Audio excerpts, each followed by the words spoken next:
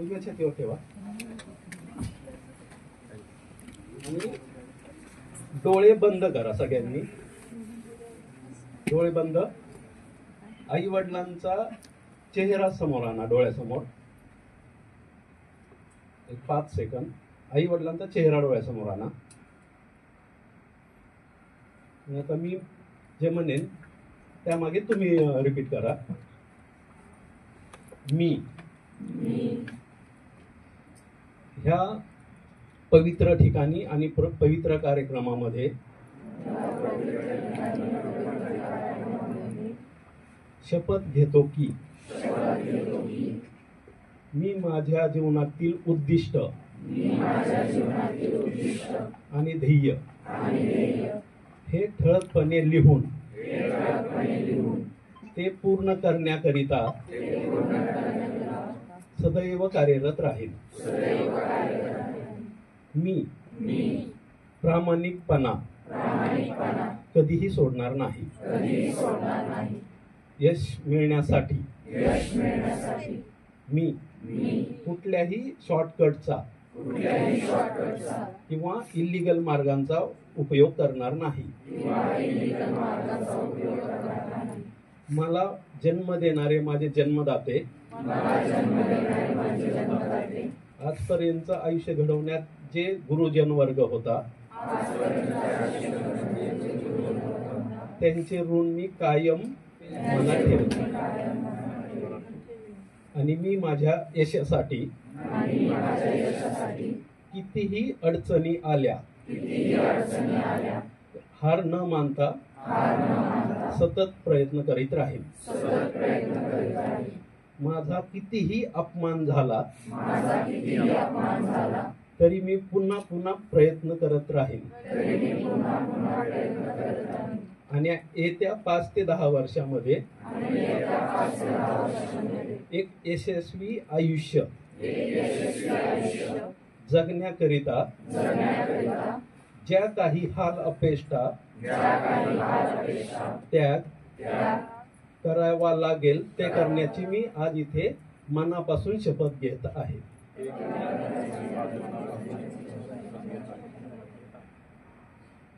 एक 2-3 सेकंदांनी डोळे उघडा.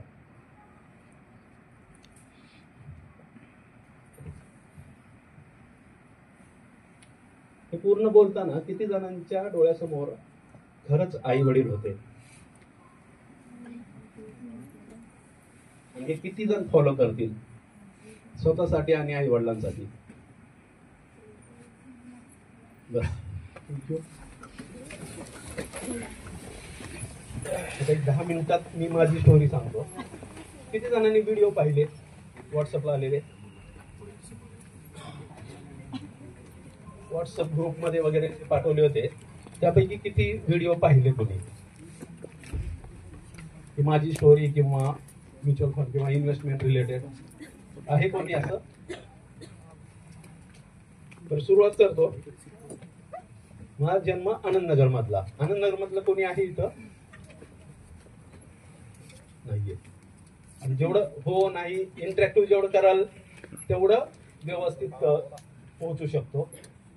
नाहीतर मग ते आपलं भजन चालू आहे आणि सगळे वारकरी आपले डुलतायत, तसं नको व्हायला. जन्म आनंदनगर मधला. मी तुमच्यापेक्षा किंवा तुमच्या एवढा असताना इथं या ठिकाणी पाण्याच्या खाणी होत्या, दगडी खाणी होत्या इथं पूर्ण. माझं एक काम होतं त्यावेळेस 9वीला की मधल्या सुट्टीत मोहनगरच्या शाळेतून यायचं महात्मा फुले आणि त्या खाणींमध्ये पोहायचं आणि परत शाळेत जायचं. एक दिवशी शिक्षकांनी पकडलं आणि नंतर मग हातापाया जोडल्या, त्यांना कन्व्हिन्स केलं आणि ते बंद झालं. असं वात्रटपणा करता करता नंतर अण्णांनी जसं सांगितलं की वाईट संगती हे ते सगळं. मग त्यातून मी 9वीला नापास झालो. 9वी मध्ये नापास. 9वी नापास झाल्यानंतर पुन्हा एज्युकेशन सुरुवात झालं आणि नंतर मग जे सुरुवात झालं ते पुणे विद्यापीठातून, म्हणजे इथून मग मी पुण्यात मॉडर्न कॉलेजला गेलो. ते कॉलेज शोधायलाही मी एकटाच गेलो होतो. कारण आई वडील तर निरक्षर होते. मग मॉडर्न मधून इकॉनॉमिक्स मध्ये BA केलं आणि तिथून पुणे विद्यापीठातून MA केलं. आता ते MA कसं आलं किंवा इकॉनॉमिक्स कसं आलं, तर आयुष्यात तो एक महामानव किंवा व्यक्ती जो आहे ना, त्याचं एक वैशिष्ट्य काय सांगा बरं. आता तो जो फोटो आहे त्याचं एक वैशिष्ट्य काय, कोणी सांगा. कुठलाही असा एकही फोटो कधीही विदाऊट टाय विदाऊट कोट कुठेही दिसत नाही कधीच. आणि माझ्या डोळ्यापुढे तो फोटो लहानपणापासून होता. अरे शिकलं की आपल्याला पण टायकोट मिळेल म्हणून शिकत गेलो. 12वीला इकॉनॉमिक्सला मला सगळ्यात कमी मार्क मिळाले होते. पण अवघड विषय म्हणून, आणि का अवघड गेला ते बघायचं म्हणून, आणि जर बाबासाहेब त्याच विषयात शिकलेत तर आपणही शिकू म्हणून सगळ्यात अवघड विषय तो मी स्पेशल विषय घेतला. सगळ्यात सोपा होता माझा पॉलिटिकल सायन्स, पण जो अवघड गेला तो घेतला. म्हणजे आयुष्यात जे अवघड वाटतं ना आपल्याला ते करायचा प्रयत्न करायचा. कारण आपण घाबरून जर ते नाही केलं तर ते आयुष्यात कधीच करत नाही. मग नंतर मात्रपणे वाटतं की अरे आपण त्यावेळेस ते केलं असतं तर काय झालं असतं. आणि हे इथं जे पालक बसलेत ना, 90% पालकांच्या डोक्यात तेच आहे. त्यावेळेस मी जर ते केलं असतं, हिंमत केली असती तर आज करिअर माझं वेगळं असतं. 90% म्हणते की ते चुका झाल्या म्हणून आज इथं आहे. त्यावेळी ते जर केलं असतं आणि हे नसतं केलं तर आज मी वेगळा असतो. तर तुमच्या करिअरची तर जे सुरुवात होणार आहे तिथून MA झालो, नंतर पैसे वगैरे तर काहीच नाही. म्हणजे झोपडपट्टी म्हटल्यावर तसं काय आज जे तुम्हाला मिळतंय ते आम्हाला कधीच नाही मिळालं. म्हणजे मला 10वीला पहिली सायकल मिळाली होती. नंतर मग ट्रेन आणि हे ते असंच होतं. आमच्या घरात मला वाटतं 9वीला पहिल्यांदा लाईट आली होती. मी 9वीला असताना, ते पण एक बल्ब.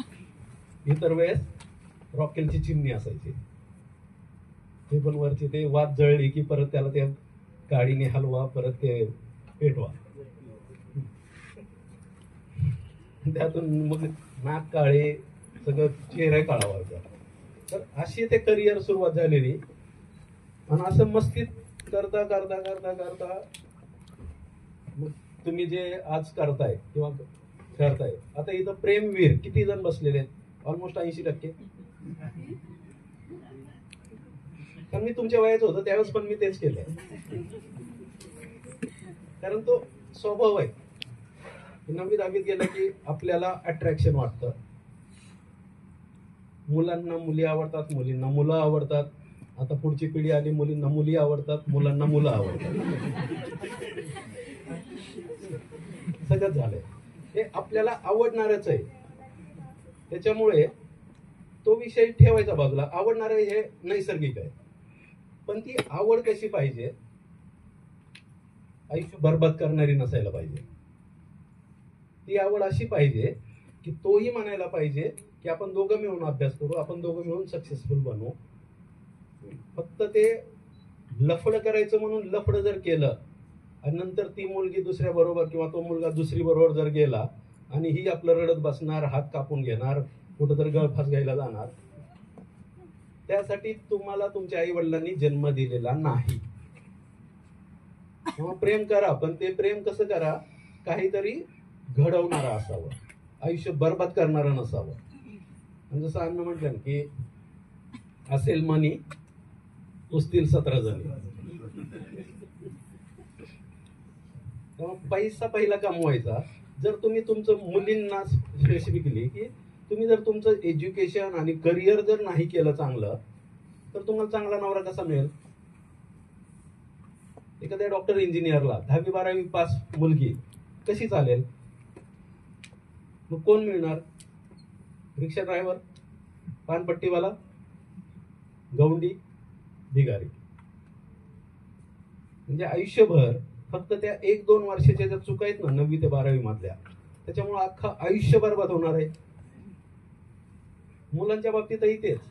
जर तुम्ही 10वी 12वी शिकला तर तुम्हाला डॉक्टर इंजिनियर मुलगी कशी मिळेल? तिला पण तसंच पाहिजे ना. मग तुम्हाला कोण भेटणार? कुठली तर गावातली जवळच्या नातेवाईकांमधली जी शिकलीच नाही किंवा 7वी 8वी शिकली. मग जर 7वी 8वी शिकलेली मुलगी असेल तर तुम्ही तुमच्या घरात श्रीमंत कसं बनेल? कारण इतर तुम्ही शिकला नाही म्हणजे तुम्हाला इन्कम नाही. तुम्हाला इन्कम नाही, बायकोलाही नसणार. मग बायको जाते धुणे भांड्याला. हा हिरो कॉलेजमध्ये एकदम हिरो होता आणि आज चालवतोय रिक्षा आणि रंगवतोय आपले रस्ते. आणि नंतर 14 एप्रिलला आहेच जय भीम, कुठेही हिंड जय भीम. अक्षरशः लाज वाटायला पाहिजे आपल्या स्वतःलाही की जर मी ते आंबेडकरवादी म्हणून स्वतःला घेतो तर त्या आंबेडकरांकडून मी काय शिकलो. आणि मग दुसऱ्या कम्युनिटीवाल्यांनी जर तुम्हाला शिव्या दिल्या तर वाईट वाटायला नाही पाहिजे, कधीच वाईट वाटायला नाही पाहिजे. त्या माणसाचा आदर्श ठेवून तुम्ही ते करायला पाहिजे. रस्त्यावर धांगडधिंगा घालण्यापेक्षा तुम्ही एखाद्या विहारात किंवा त्या दिवशी 12 तास घरात बसून जरी पुस्तक वाचलं ना, त्या आंबेडकरांना समाधान मिळेल. आणि आज जे 14 एप्रिल वगैरेला जे गोंधळ असतात ना, आज बाबासाहेब जिवंत असते ना, स्वतः 10 वेळेस आत्महत्या केल्या त्यांनी. की मी माझ्या समाजाला शिका संघटित व्हा ह्याच्यासाठी नव्हतं म्हटलं की एक दिवस येतील आणि रस्त्यावर गोंधळ घालत फिरतील. शिका संघटित व्हा ह्याच्यासाठी म्हटलं होतं की हे शिकतील, विचार बदलतील, पुढे जाऊन सुधारतील आणि कुठेतरी पुढे जाऊन सत्ताधीश होतील. त्यांचंही स्वप्न तेच होतं, पहिली सत्ता हातात घ्या. त्यांच्या लाईफमध्ये नाही घेता आलं. नंतर आपण फक्त निळे झेंडे घेऊन फिरलो. पण त्या माणसांनी शिक्षणासाठी काय केलं, किती त्याग केला, तो आपण विसरून गेलो. मग तुमच्या सगळ्यांसाठी शिक्षण महत्वाचं आहे. शिक्षणासाठी पहिला त्याग पाहिजे, मग शिक्षण. राम गायकवाडनी जर नवीन शाळा सोडली असती तर तो ना एम ए इकॉनॉमिक्स झाला असता ना ह्या फील्डमध्ये आला असता. म्हणजे की मला इंग्लिश गणित नाही येत कधीच, आजही नाही येत. इंग्लिशमध्ये 37 मार्क पेक्षा जास्त मला आजपर्यंत लाईफमध्ये कधी मिळाले नाही. 37 आणि गणितामध्ये 52च्या पुढे 53 एकदाही नाही मिळाले. पण आजही करोडाचे व्यवहार करतो ना, नाही गरज. ते पूर्णपणे प्रामाणिकपणे. आता आयुष्यातले सगळ्यात मोठा टर्न जो बसला माझ्या लाईफ मध्ये की एम ए इकॉनॉमिक्स झाल्यानंतर मग मी शिकलो, पास झालो. मग असं वाटायचं की कुठंतरी ऑफिसर बनावं, मग ते MPSC UPSC. पण तेवढी अक्कलच नव्हती. आणि मला ते पटलं नाही की आई वडिलांना खोटं बोलावं की मी ऑफिसर बनण्याच्या परीक्षेचा अभ्यास करतोय आणि 5 वेळेस नापास होणार आणि नंतर मग आई वडील खर्च करतील. ते पटलंच नाही. त्यामुळे MA इकॉनॉमिक्स झाल्यानंतर मी पेट्रोल पंपावर थांबून क्रेडिट कार्ड विकायचं काम केलं. 2,500 रुपये पगार 2002 मध्ये. जसं आज आपण बघतो ना डीमार्ट किंवा पेट्रोल पंप, तिथं ते मुलं येतात क्रेडिट कार्ड घ्यायचं का, ते काम मी 2002 मध्ये केलं. MA इकॉनॉमिक्स होऊनही त्यावेळेस मी फेल्युअर होतो. म्हणजे शिक्षणाचा आणि कामाचा संबंध काही नव्हता, पूर्ण फेल्युअर होतो. त्यातून मग नंतर ह्या फील्डमध्ये आलो, इन्शुरन्समध्ये लगेच 3 महिन्यात. आणि इन्शुरन्सची एजन्सी घेऊन इन्शुरन्स एजंट बनलो. म्हणजे ज्याला क्वालिफिकेशन लागतं LIC एजंट बनायला 10वी पास त्यावेळेस, नंतर 12वी. तसा मी इन्शुरन्स एजंट झालो MA इकॉनॉमिक्स शिकून, आणि तेही विद्यापीठातून. म्हणजे विद्यापीठात फक्त 48 मुलांना ऍडमिशन मिळतात आणि पूर्ण भारतातून येतात. तिथं शिकून मी काम काय करत होतो, 10वी 12वीच्या मुलांचं. तर जिद्द ठेवली होती की सक्सेसफुल ह्यातच व्हायचं. त्यामुळे कधी जॉब नाहीच केला.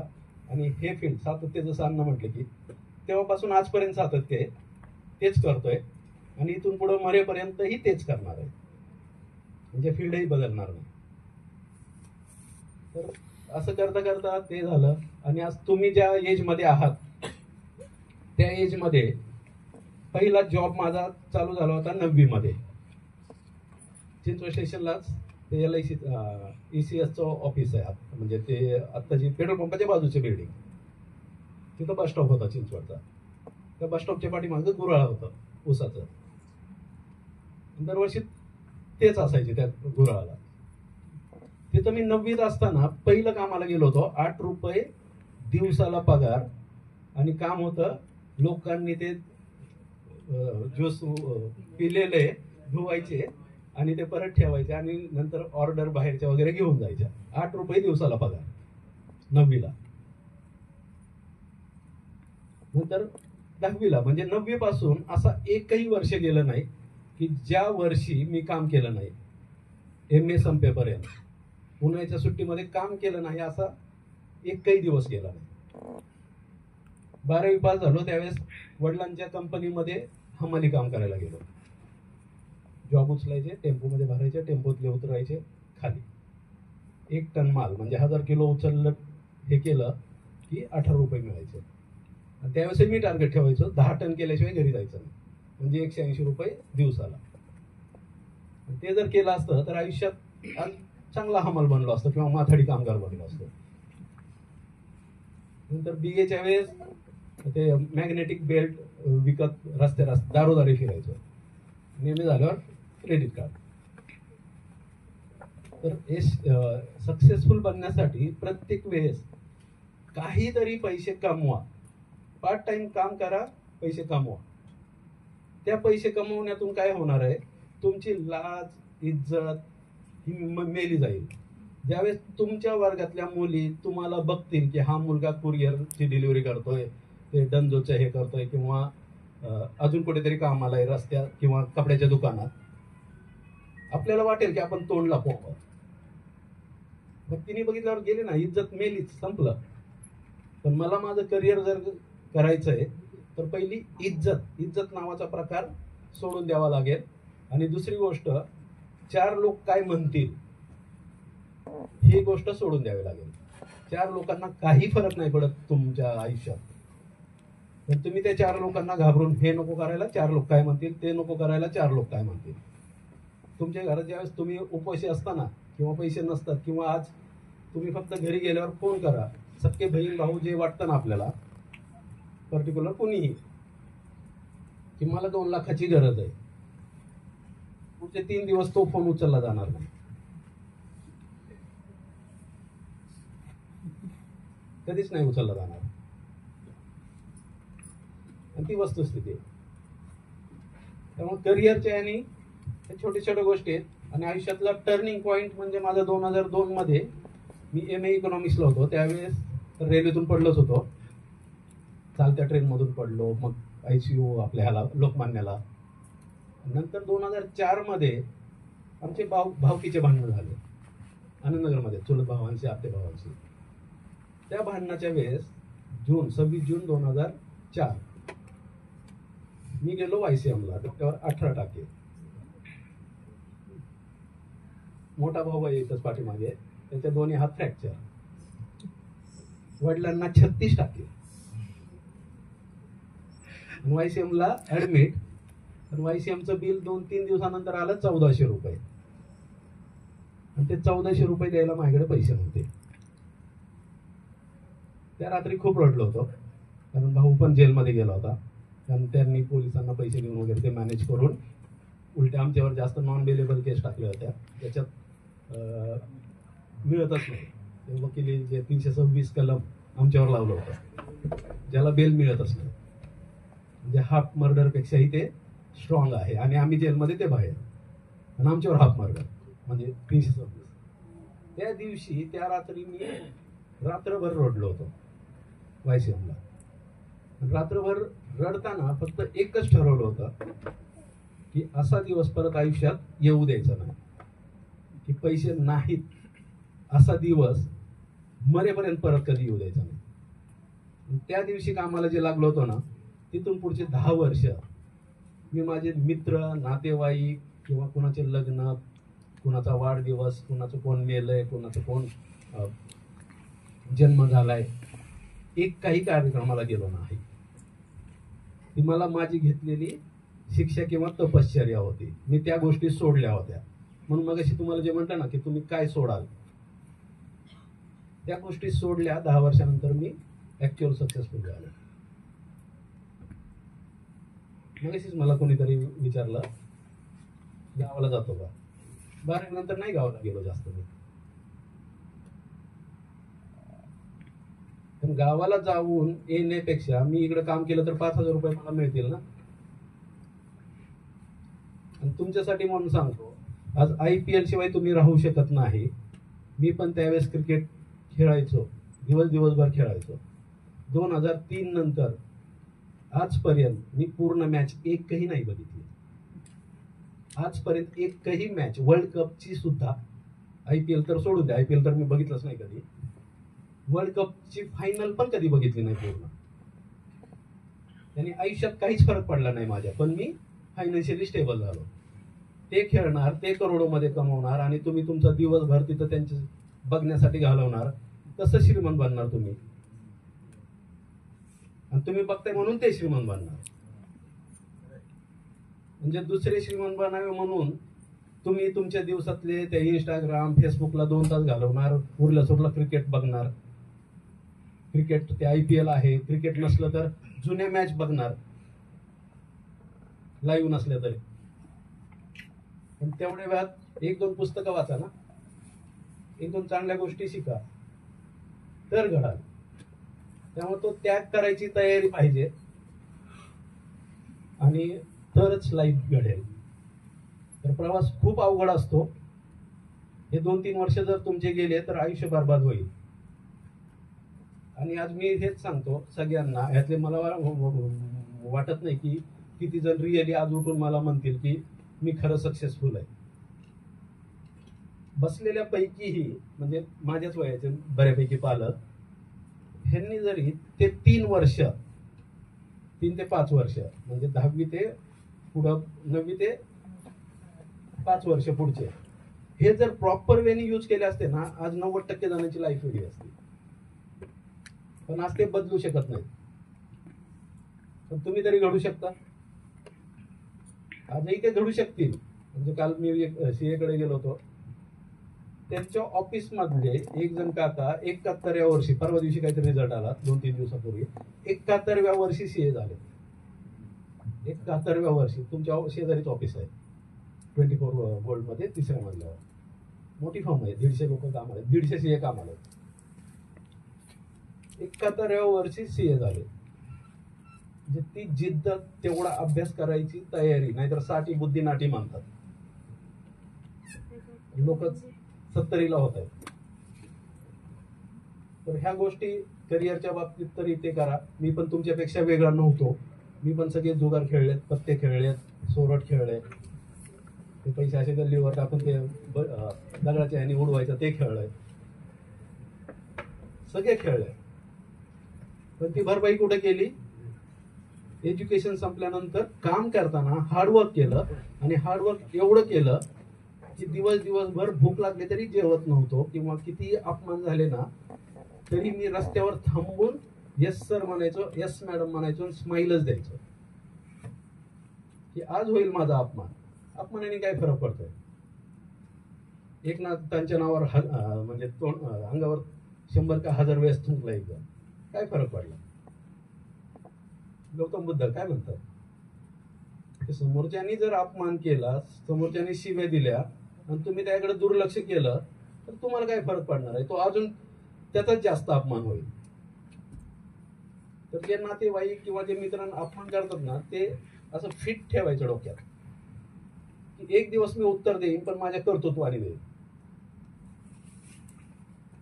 आणि त्यावेळेस तो नातेवाईक विसरून जाईल, कारण तो निर्लज्ज असतो. काय तो मित्र निर्लज्ज असतो जो अपमान करतो तो.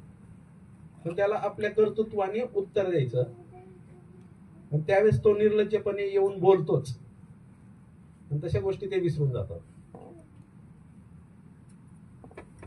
आज आपलीच म्हणजे मोठ्यांची जर परिस्थिती वेगळी असती तर आज आपल्याकडे किती नातेवाईक आले असते. आणि एक ऑब्झर्व करा फक्त की आज आपल्याकडे आपल्यापेक्षा श्रीमंत नातेवाईक स्वतःहून फोन करून किती वेळेस येतात, आणि गरीब नातेवाईक किती येतात. म्हणजे जर आपल्याकडे पैसा असता तर ते जे शेजारून जाणारे नातेवाईक आहेत ते स्वतःहून आले असते. म्हणजे पैसा बोलतो, पैशाचं सोंग नाही घेत आहे. तर ते पैसा घडवताना पहिलं फक्त करिअरच्या बाबतीत तुम्ही एज्युकेशन तर इम्पॉर्टंट ठेवा, त्याच्या पुढे मग ते प्रेम, ती पोरगी, ते पोरग बाजूला. ते जर करत बसला तर आयुष्यभर ते पोरं बाळच करत बसायला लागणार आहे, पैसा येणार नाही. मग ते म्हणतात ना, हातातोंडाची मारामारी मरेपर्यंत. नाहीतर आज ते सोडावं लागेल. म्हणून मी तुम्हाला छातीवर हात ठेवून आई वडिलांचा चेहरा डोळ्यासमोर आणून शपथ घ्यायला लावली. तर आता ते जेवढे पाळतील ते करिअर डेफिनेटली बनेल. तर एवढं फक्त मी माझ्या बाबतीत किंवा जनरल हे सांगतो. ह्याच्यावर काय एक दोन प्रश्न कुणाला काय विचारायचंय मुलांपैकी किंवा कुणालाही?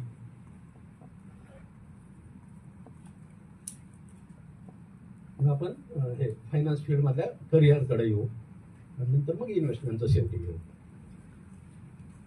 तर माझ्या जर्नीमध्ये किंवा आजपर्यंत मी कसा घडलो ते युट्यूबला तर तुम्हाला व्हिडिओ मिळून जातील भरपूर. रामकृष्ण गायकवाड किंवा राम गायकवाड टाकलं तर बरेच व्हिडिओ मिळतील. ते बघून घ्या, त्यातले पॉईंट काढा आणि ते घडायचा प्रयत्न करा. आता इथं कुणाला काय विचारायचंय काही?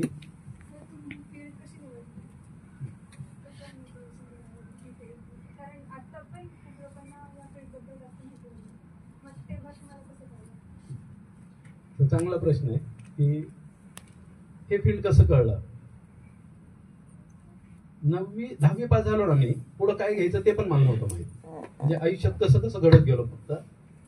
तर फतेचंदला 42 का 46% मार्क होते मला 10वीला, तरी सायन्सला ऍडमिशन मिळत होतं त्यावेळेस. पण मी आर्ट्सला गेलो, ते पण कॉलेज शोधत मीच गेलो कारण मोठा भाऊ पुण्यात होता त्यावेळेस. त्यामुळे इकडं काय घ्यायचं हे मीच शोधत गेलो. 12वीला इथं चिंचवडगावातून पास झाल्यानंतर कुठल्या कॉलेजला जायचं तर पुण्यातलं मॉडर्न कॉलेज शोधत मीच गेलो होतो. कुठंही ते पण माहित नव्हतं. ते इंट्युशन म्हणतात ना, त्या टाईप झालं. आणि नंतर फर्ग्युसनला SP कॉलेजला नंबर लागला MA ला, आणि ऍडमिशन तोपर्यंत माझा नंबर लागला युनिव्हर्सिटीमध्ये. मग ते ऍडमिशन कॅन्सल केलं कारण मी SP ला असतो तर परत तेच केलं असतं, लपडे करत बसलो असतो, पोरीच्या मागे फिरत बसलो असतो. युनिव्हर्सिटीमध्ये ते नव्हतंच. युनिव्हर्सिटीमध्ये 2च लेक्चर असायचे, 2 तासाचे 2, आणि येऊन फाडफाड इंग्लिशमध्ये 2 तास बोलायचे. आम्हाला लिहायला नोट्स काढायला अलाउड नव्हतं, फक्त ऐकायचं 2 तास इंग्लिशमध्ये. 90% डोक्यावरून जायचं. आणि नंतर मग जयकर लायब्ररीमध्ये जाऊन ते मराठी पुस्तक घ्यायचे, त्याचं ट्रान्सलेट करून मग पेपर म्हणजे पुस्तक वाचायचं इंग्लिशमध्ये आणि पेपर लिहायचं मराठीमध्ये.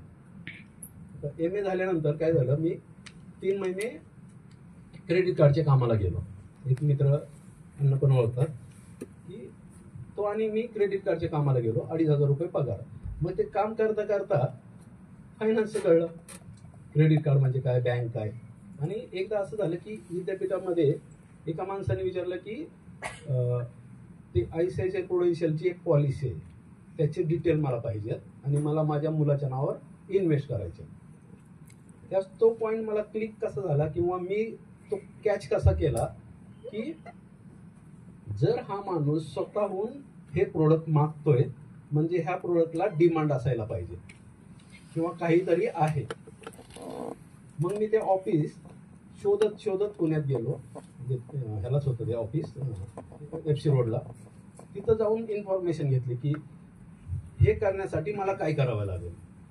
मग ते म्हटले की अशी एक एक्झाम असते IRDAची आणि म्युच्युअल फंडची. ती एक्झाम पास झालं की तुम्ही तुमचं लोकांना विकू शकता आणि लोकांना विकलं की मग तुम्हाला कमिशन मिळतं, त्यातलं 10-12% कमिशन मिळतं. ते ज्या दिवशी कळलं ना त्या दिवशी 2500 रुपयाच्या जॉबला मी रिझाईन केलं होतं, सोडून दिलं होतं. त्यावेळेस तर माझा अफेअर पण चालू होता. तीच मुलगी नंतर बायकोही झाली, पण 8 वर्ष लागली. म्हणजे खिशात येणारा पैशाला मी त्या दिवशी 2,500 रुपयाला नाही म्हटलो म्हणून आज इथपर्यंत आलो. जर ते 2,500ला नाही म्हटलो नसतो ना तर मी जॉब मधून परत बाहेर आलोच नसतो. पण एकदा लग्न झालं की जॉब सोडणारा एक खूप क्वचित लोक असतात, कारण ते जबाबदारी एवढे येतात की ते जॉब नाही सोडू शकत. आज तुमच्याच आई वडिलांमध्ये खूप जणांमध्ये टॅलेंट आहे, पण जर आज बिझनेस चालू करायचा आहे आणि मला आज पगाराची नोकरी सोडायची तर माझं घर कसं चालणार, त्यामुळे ते टॅलेंट असून बिझनेस नाही करू शकले किंवा आजही नाही करतात. मग ते जे पॉइंट आहेत ना, कनेक्टिंग दी डॉट म्हणतात त्याला, की त्या पॉइंटनी मी तिथं गेलो आणि मग तिथून शिकत गेलो. नाहीतर या फील्डमध्ये येताना नॉलेज काहीही नव्हतं मला, लोकांना कसं बोलायचं तेही नव्हतं माहिती.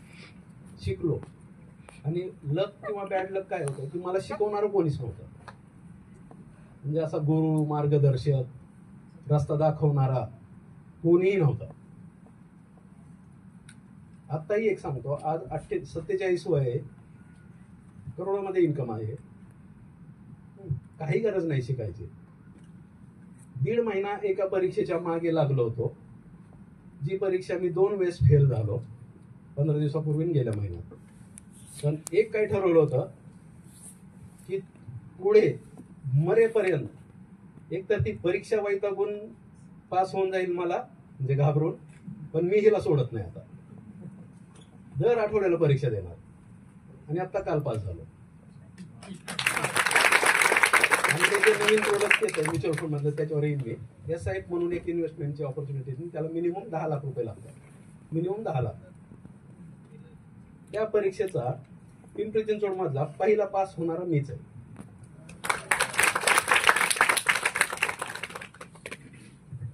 त्यामुळे ते जिथं आपल्याला चांगली जर आपले विचार असतील ना, इंट्युशन मिळतात.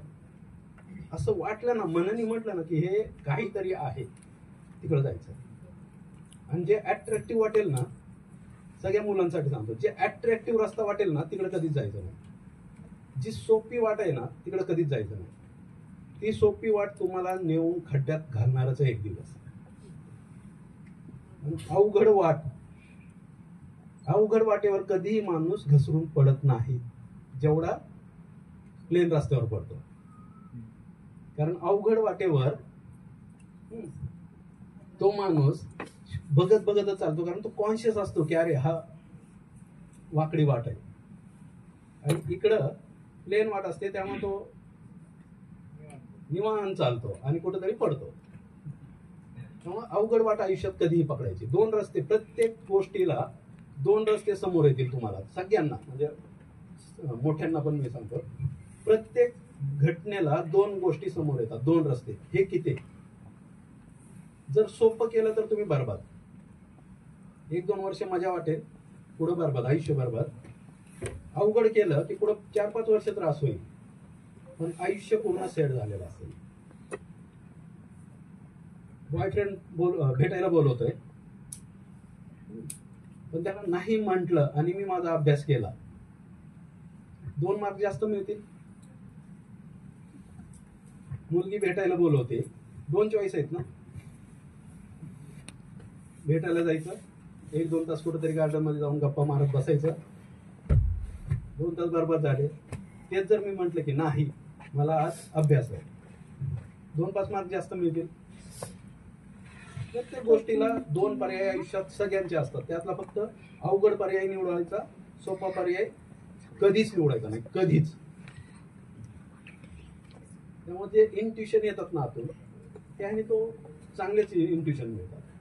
कारण काय होतं की नेचरने आपल्या सगळ्यांना सेम जन्म दिला, फक्त तुमचे विचार, तुमची संगत हे तुमच्या लाईफमध्ये घडवतात किंवा बरबाद करतात. तुम्ही कोणत्या लोकांमध्ये राहताय आणि काय विचार करताय. मग वाईट विचार येण्याऐवजी वाचत बसा ना काही.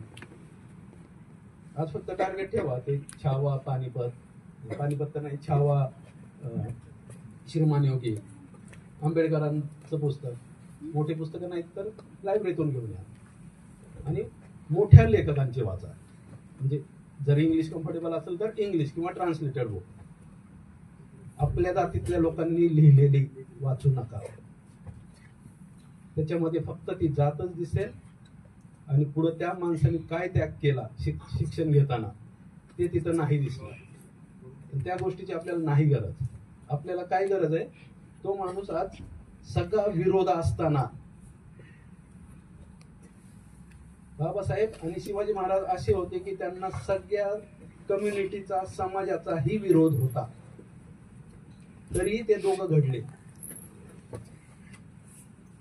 आंबेडकर त्यावेळेस एवढे राज्यघटना किंवा सगळं म्हणजे मजबुरी असेल त्यांची, स्वतःच्या हिमतीवर निवडूनही येऊ शकत नव्हते, तरीही आज देशात सगळ्यात टॅलेंट सक्सेसफुल त्या माणसाकडे बघितलं जातं. ना त्यांनी कधी तंबाखू खाल्ली, ना गोवा गुटखा खाल्ला, ना काय व्यसन केलं. आणि आज आपल्याला ते पाहिजे. त्यामुळे ते इंट्युशन मिळतात आणि ते फक्त इंट्युशन आले की लगेच ऍक्शन न घेता ते लिहून काढायचे, 5-10 मिनिट विचार करायचा, यातून काय मिळू शकतं, यातून काय मिळू शकतं. जे मन म्हणेल ते करायचं, पण मनाला सवय लावायची की अवघडच डिसिजन घ्यायचे. अजून काही कुणाचा, मुलांपैकी मोठ्यांपैकी? आता सेकंड हे करू आपण, करिअर ऑपॉर्च्युनिटी.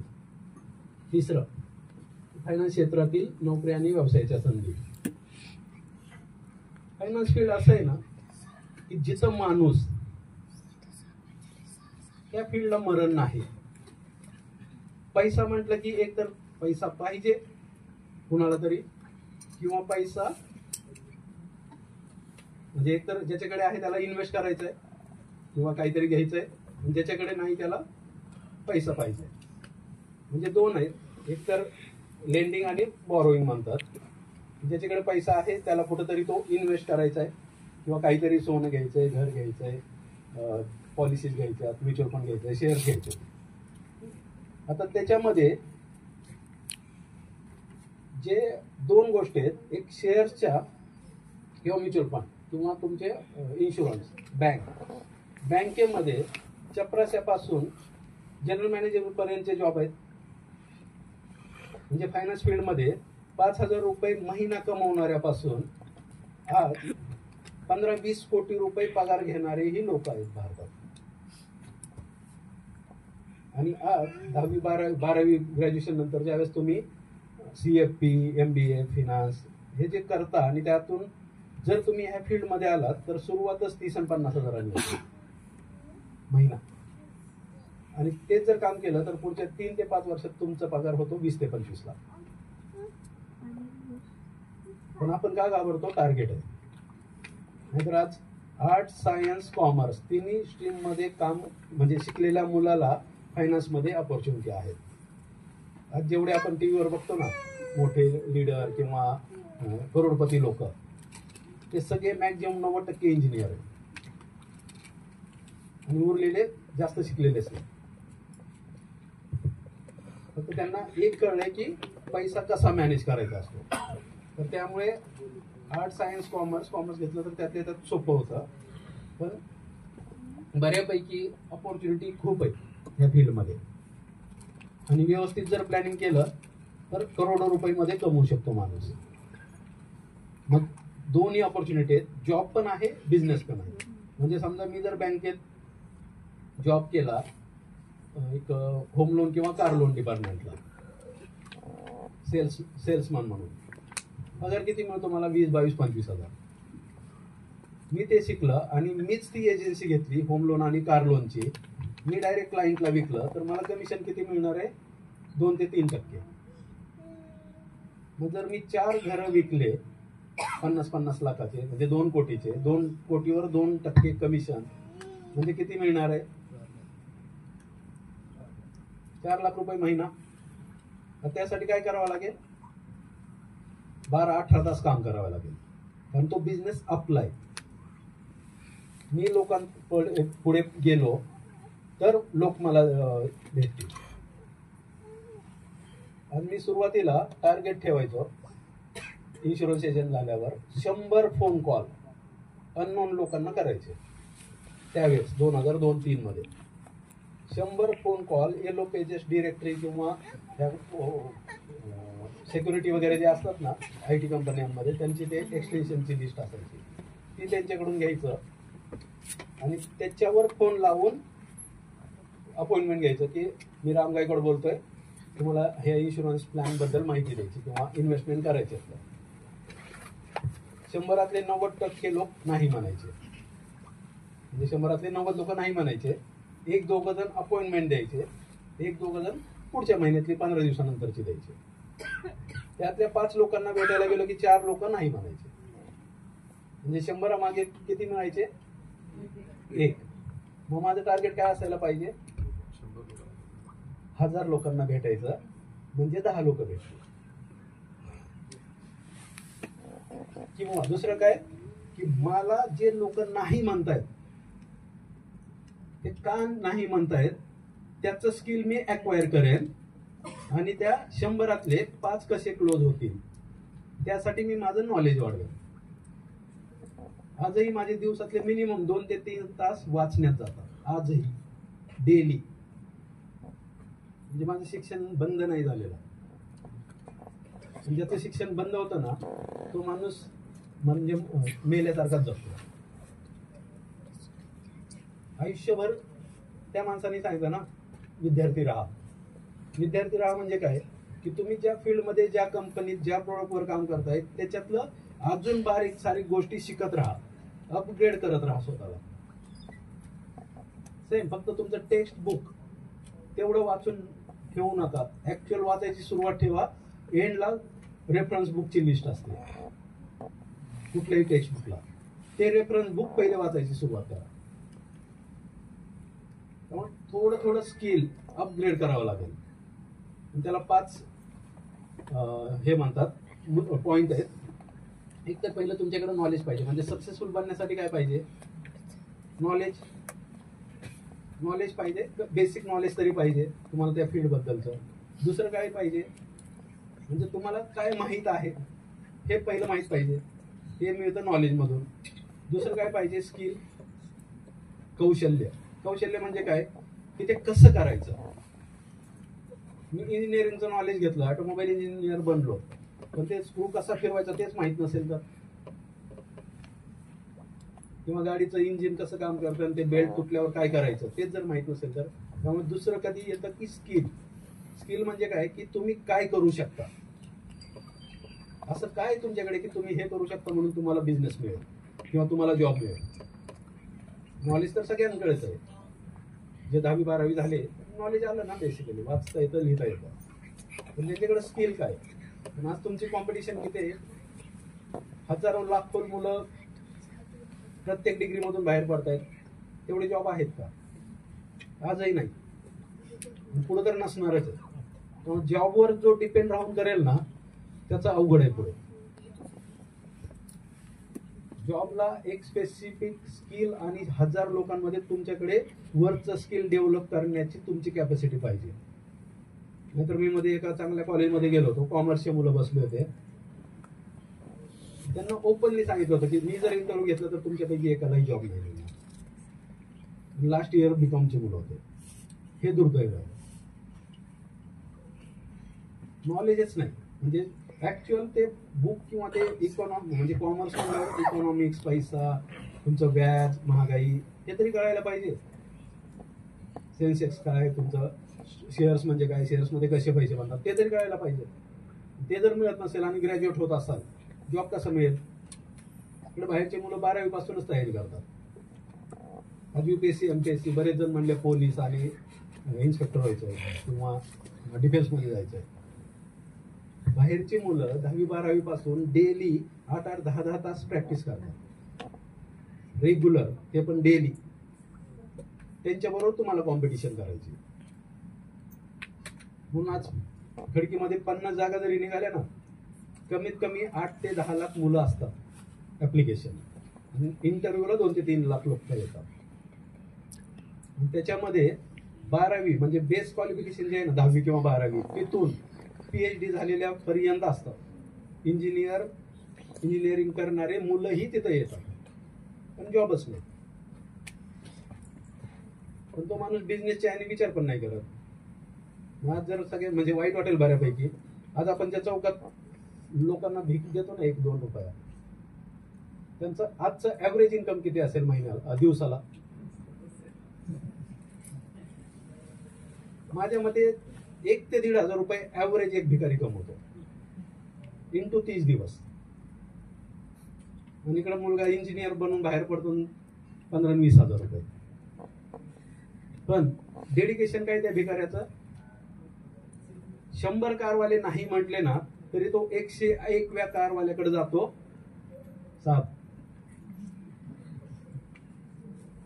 मेहनत आहे.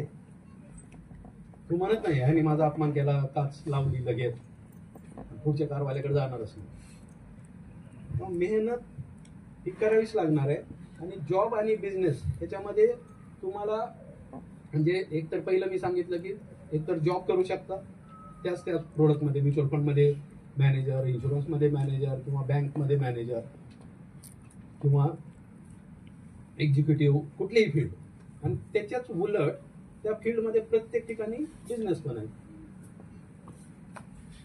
कार लोनची डीलरशिप घ्या, म्युच्युअल फंडचा माझ्यासारखा डिस्ट्रीब्युटर बना. आता म्युच्युअल फंडमध्ये काम करणारे एम्प्लॉई पण आहेत जे त्या कंपन्यांमध्ये जॉब करतात, माझ्यासारखा बिझनेसमॅन पण आहे. आणि आज करोडो रुपये कमवत आहेत. पण असं पण नाही की फेल्युअर पण आहे. पण बिझनेस म्हटलं की तुम्हाला जॉबच्या डबल काम करावं लागणार आहे, कष्ट करावं लागणार आहे, तेवढी तयारी आहे. कारण तिथं तुमचा मालक तुम्हीच असता, तुमचा मालक दुसरा कोणी नसतो. एकदा बिझनेस म्हणजे राजेंद्र सरांना माहित आहे, ज्यावेळेस कंपनी बनवली गेटचा वॉचमन पण आपण असतो, स्वीपर पण आपण असतो आणि कंपनीचा अध्यक्ष आणि मालक पण आपणच असतो. लाच सोडावी लागते. म्हणजे कोणी नाही आलं तर झाडू घेऊन झाडू मारावा लागतो मालक असून. मालकाने तिथं पहिलं जायचं असतं सगळे एम्प्लॉई येण्या अगोदर आणि सगळ्यात शेवटी निघून यायचं असतं. तेवढं डेडिकेशन आणि तेवढी तयारी आहे का? दुसरं एक प्रिन्सिपल सांगतो, म्हणजे ते 3 कौशल्य सांगितलं. चौथा आहे संगत. तुम्हाला कोण ओळखतं आणि तुम्ही कोणत्या लोकांमध्ये उठबस करता, त्यातून पैसा येणार आहे. तुम्ही जर गरीब मेंटॅलिटी किंवा नॉर्मल फालतू मुलांमध्ये मुलींमध्येच राहिला तर तुम्ही कसं काय सक्सेसफुल बनाल? त्यामुळे संगत तर एक कायम बदलावीच लागणार आहे. आणि आज संगतीचं सांगतो की सक्सेसफुल लोक तुम्हाला स्वतःहून तुमच्याकडे येणार नाहीत, तुम्हाला त्या लोकांकडे जावं लागेल. वर्गातले हुशार मुलांचा ग्रुप वेगळा असतो, ढ मुलांचा ग्रुप वेगळा असतो. तुम्हाला जर त्या मस्त ढ मुलांमधून जर हुशार मुलांमध्ये जायचं असेल तर तुम्हाला जावं लागतं,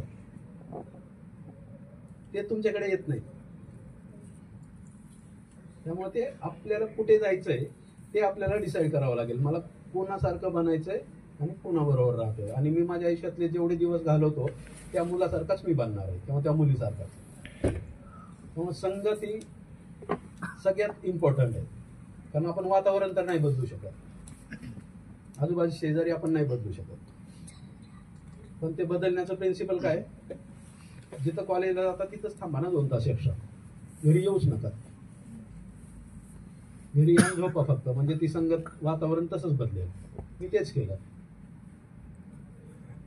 12वी नंतर रामनगरमध्ये मी जास्त नव्हतं. कॉलेजमध्ये गेलं की सकाळी 6च्या ट्रेनला जायचो, 6:20च्या. रात्री म्हणजे दुपारनंतर 4-4:30ला यायचो. कॉलेज संपायचं 12 वाजता. पण मी पुण्यातच थांबायचं.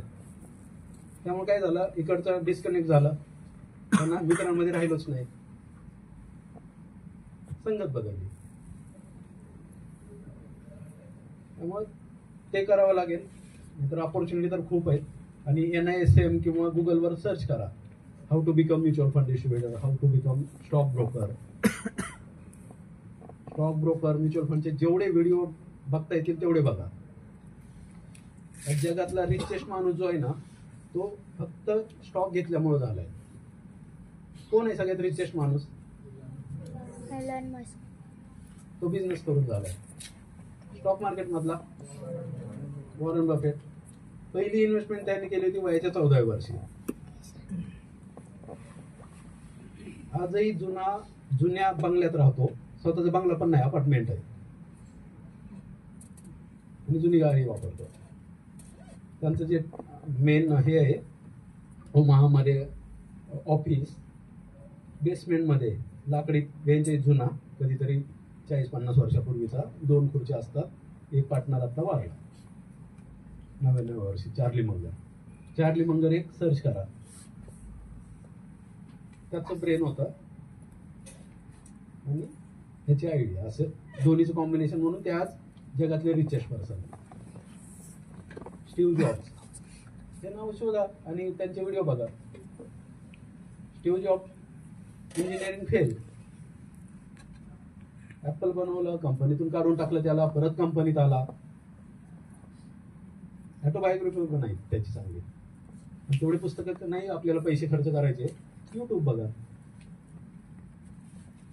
Elon Musk, Jeff Bezos, Mark Zuckerberg, तो पण इंजिनिअरिंग सोडून दिलेला मुलगा आहे. Bill Gates. ह्या लोकांचे व्हिडिओ बघा, ते रील बघण्यापेक्षा आणि बाकीच्या लोकांचे टाइमपास आणि क्रिकेट बघण्यापेक्षा. ना तुम्हाला ते कधी कट्टा पापू किसने मारा, नाहीतर झुकेगा नाही साला. इथं आयुष्यभर झुकतोय, बॉसकडे गेला की गुड मॉर्निंगच म्हणतो आणि पिक्चर मध्ये बघताना म्हणतो झुकेगा नाही साला. इथं बॉस समोर जर म्हणलं ना झुकेगा नाही साला, दुसऱ्या दिवशी गेटच्या बाहेर.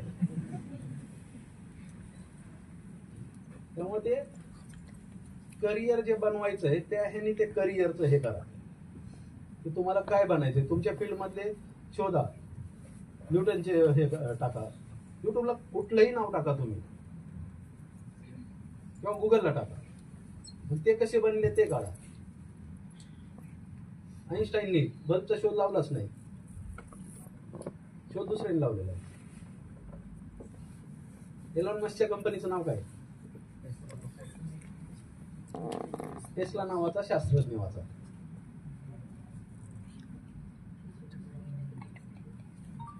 जे ऍक्च्युअल ब्रेन त्याचं होतं, पण त्याच्याकडे तो जॉब करत होता.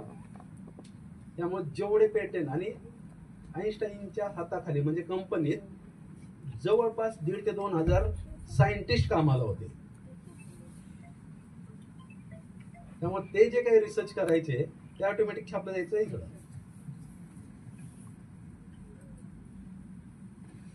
विमानाचा शोध अगोदरच लावलेला आहे, राईट बंधूंनी नाहीच लावलेला.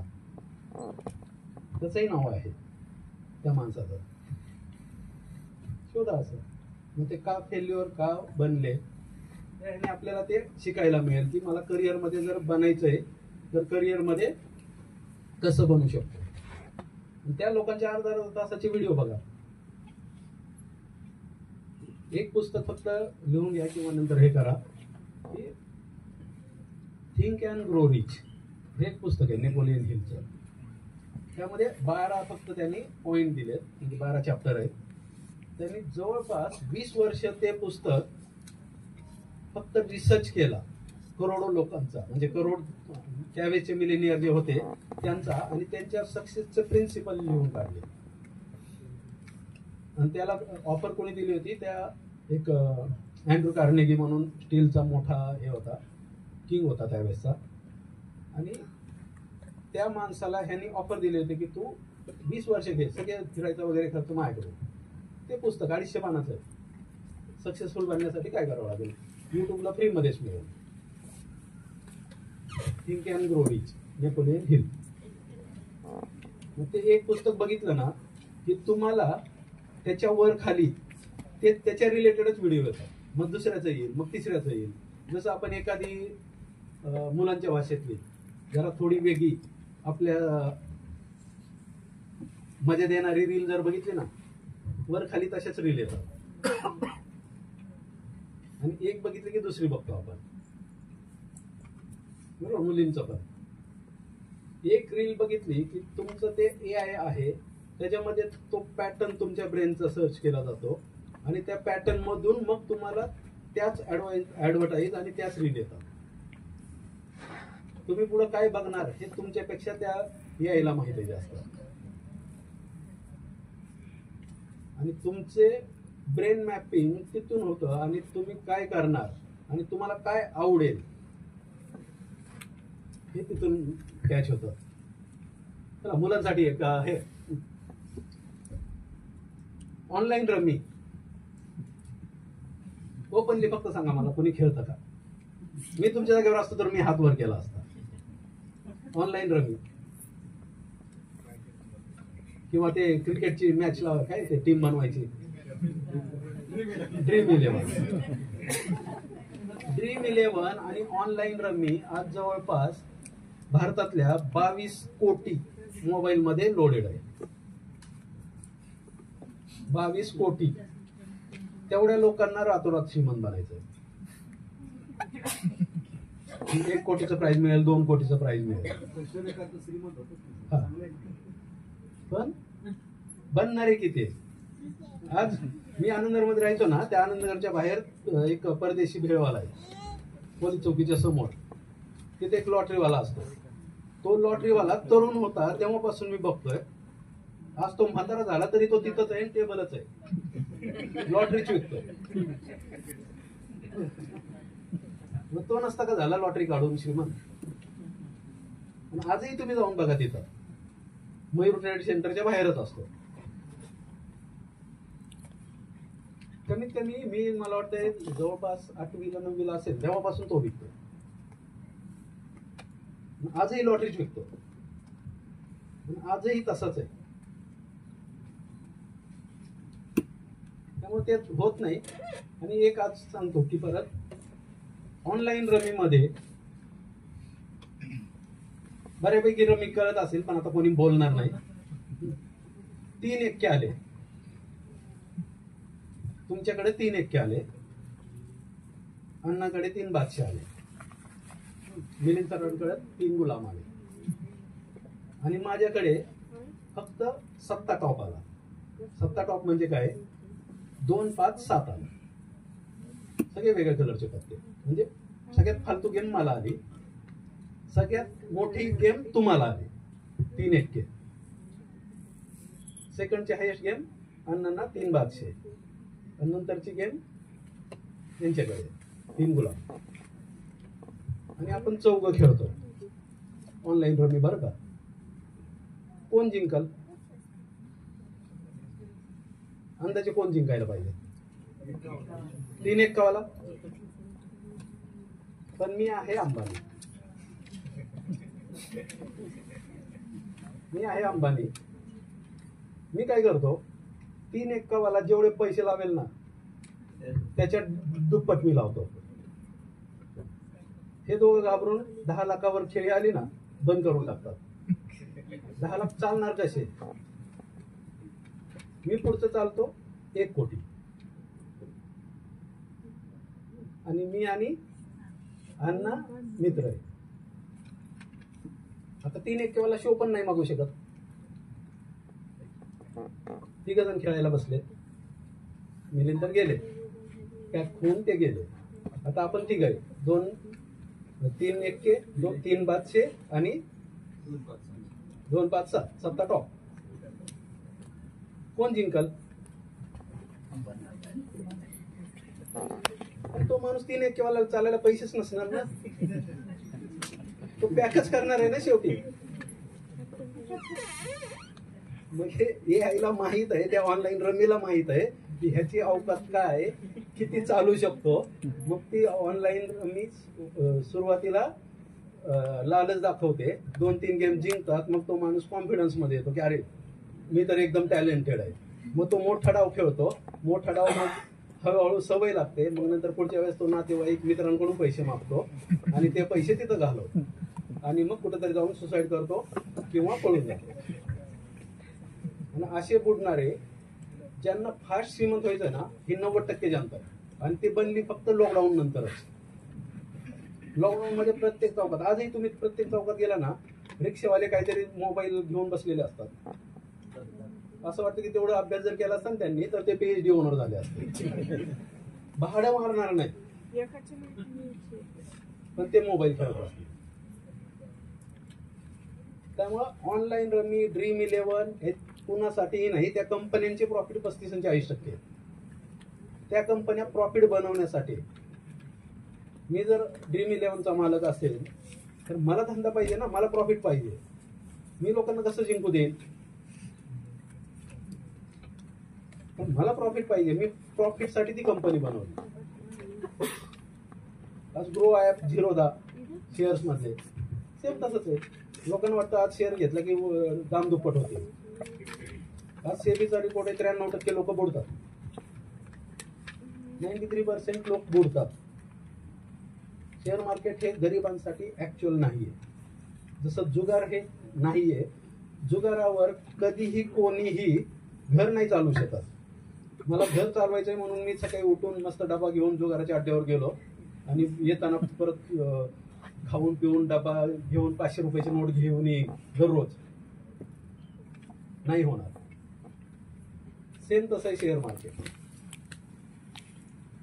हा, त्या माणसाने जर जुगाराचा अड्डा चालवायला घेतला तर तो श्रीमंत बनेल. तिने एक रूम घेतली आणि तिथं 10 पोरांना बसवलं. खेळा पैसे एक हिस्सा माझा. तो श्रीमंत बनेल. पण जुगार खेळणारा नाही बनणार. कारण एक दिवस हा बुडेल, दुसऱ्या दिवशी तो बुडेल. पण त्या जुगारात तरी काय कमीत कमी जे 5-7 मुलं बसतात ना, त्यांच्यात कोणतरी जिंकतं. इथं ऑनलाईनला ते 7ही हरतात, जिंकतो कंपनीवाला. कमीत कमी त्या 7 मित्रांमध्ये कोणीतरी जिंकतं. म्हणजे 1000 रुपये जर घेऊन बसले तर त्या 1000 कुणाचे तरी कोणाकडे तरी जाणार आहेत. म्हणजे हिशोब जर काढताना बाहेर येताना परत 7000च असणार आहेत. फक्त ते खिसे बदललेले असतील. पण ऑनलाईनला तुमचे 7000चे 7000 7ही जण झिरो झालेले असतील आणि कमवलेले असेल कंपनी. त्यामुळे ही जी काही नाही तर त्या यांनी फक्त करिअरच्या यांनी मोठपणा आणि फक्त करिअर बनवायच्या यांनी हे करा. तर करिअरच्या बाबतीत काही कुणाचं अजून क्लॅरिफिकेशन पाहिजे काय किंवा ऑपॉर्च्युनिटी काय आहेत